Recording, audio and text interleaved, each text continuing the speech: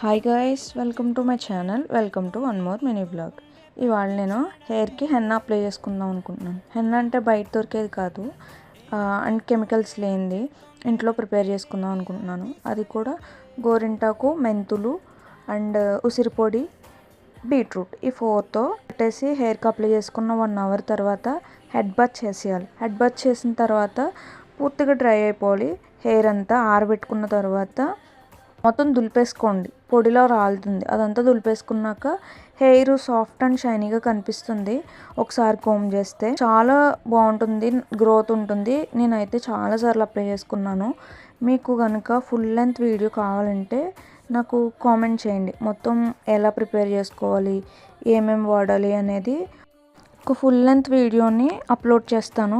మీకు కనుక ఈ టిప్ నచ్చితే లైక్ చేయండి. నా ఛానల్ని ఇంకా సబ్స్క్రైబ్ చేయకపోతే సబ్స్క్రైబ్ చేసుకోండి.